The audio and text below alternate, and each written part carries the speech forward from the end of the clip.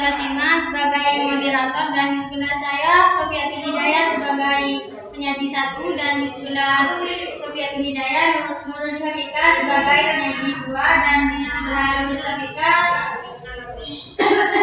Nini Marhama sebagai penyaji 3, dan di sebelah Nini Marhama Ayu Putri Nisi sebagai moduled. Dan saya persilahkan untuk Sofiatul Hidayah penyaji 1 untuk membacakan materinya. Bismillahirrahmanirrahim. Pencemaran dalam lingkungan hidup. 1. Latar belakang. Lingkungan adalah kesatuan antara abiotik serta biotik. Abiotik merupakan kumpulan-kumpulan benda mati, sedangkan biotik yaitu kumpulan benda hidup. Di dalam komponen abiotik adalah udara, air, cahaya matahari, tanah, suhu, dan lainnya. Komponen biotik mencakup dekomposer atau disebut pengurai, konsumen, dan juga produsen. Kedua komponen tersebut sangatlah erat kaitannya atau tidak dapat dipisahkan.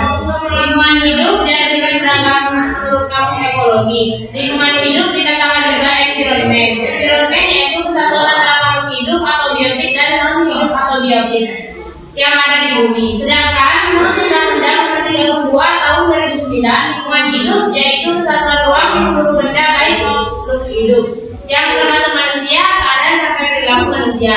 Secara keseluruhan bisa disimpulkan jika lingkungan hidup merupakan gabungan antara makhluk hidup dan juga faktor dan komponen di sekelilingnya. Makhluk hidup yang ada di bumi ini adalah salah satu faktor keberhasilan dari lingkungan hidup. Makhluk hidup yang dikhususkan adalah manusia. Manusia merupakan makhluk terapan yang telah menciptakan lingkungan dengan sempurna di dalam keadaan yang utuh pula. Oleh karena itu, kegagalan dari lingkungan hidup seperti pencemaran yang terjadi bisa dikatakan ulah dari manusia.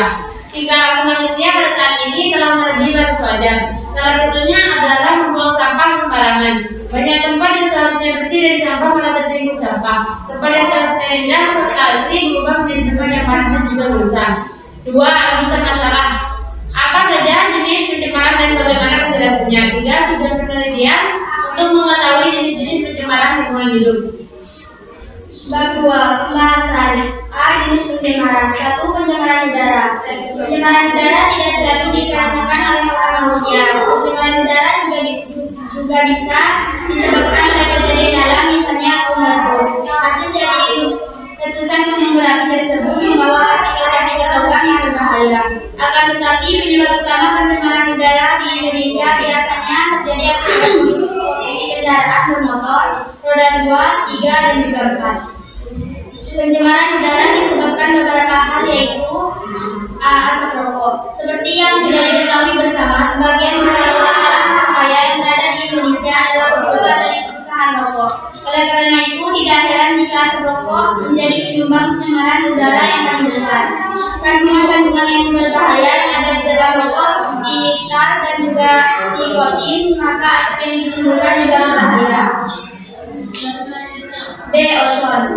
Sudah menjadi rahasia publik jika lapisan ozon sudah mulai menipis. Lapisan penghalang buruknya sinar matahari tersebut justru menjadi penerang bagi bumi. Polutan ozon adalah polutan yang paling berbahaya. Penanganannya juga sangat sulit sebab tidak dapat dideteksi. Perlu untuk diketahui polutan ozon akan menyebabkan kerusakan pada paru-paru. C. Karbon monoksida.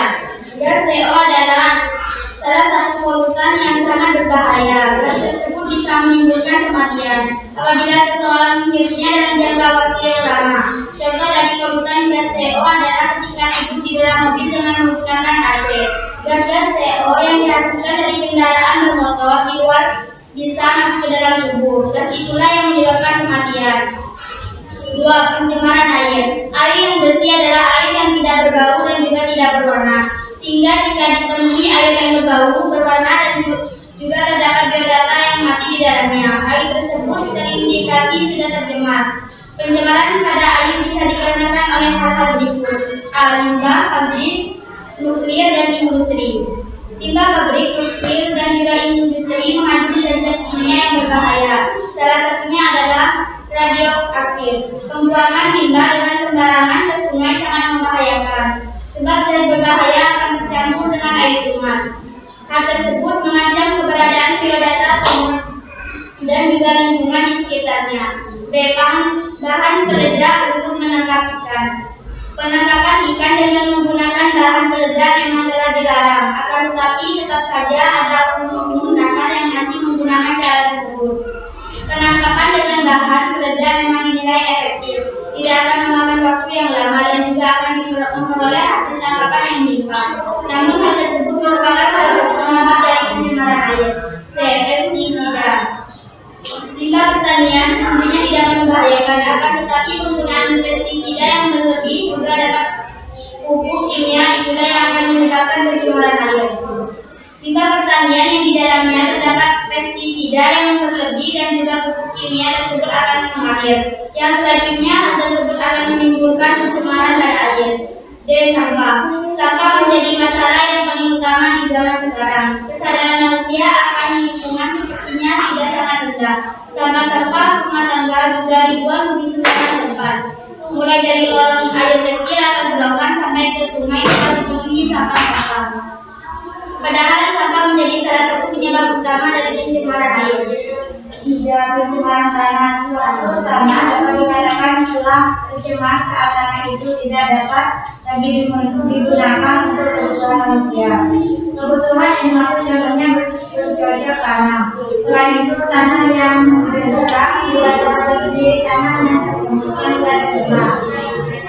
Penyebab dari pencemaran tanah yaitu A. Senyawa asam, B.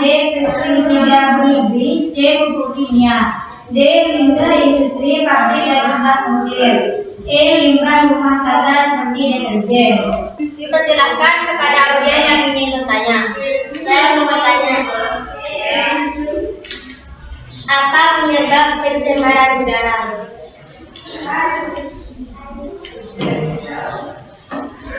Baik, ada lagi yang bertanya? Saya mau bertanya, pencemaran air dikarenakan faktor apa? Saya mau bertanya, apa penyebab pencemaran tanah?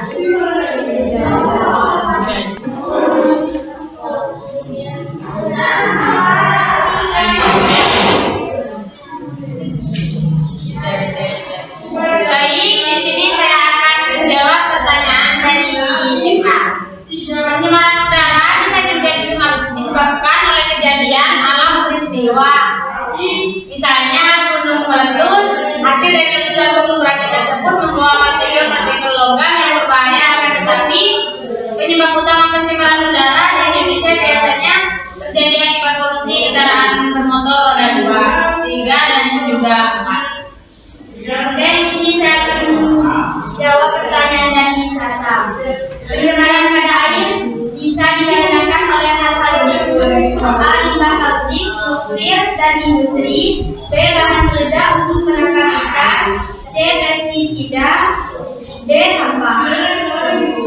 Di sini saya akan menjawab pertanyaan dari Eka, yaitu ada 5. Yang pertama senyawa asam, yang kedua pestisida berlebih, yang ketiga pupuk kimia, dan yang keempat limbah industri, pabrik dan juga nuklir, dan yang terakhir limbah rumah tangga faktor deterjen. Dan dipersilakan untuk penyaji memberi kesimpulan materi bab 3 penutup. Kesimpulan, pencemaran dapat dibagi menjadi 3, yaitu pencemaran air, tanah, dan juga udara. Setiap pencemaran mempunyai ciri tertentu. Setiap pencemaran juga mempunyai penyebab tertentu. Penyebab pencemaran satu dengan yang lainnya tidak jauh berbeda. Contohnya, penggunaan pestisida yang berlebih. Untuk itu, manusia sebagai makhluk yang berakal di bumi wajib untuk mengurangi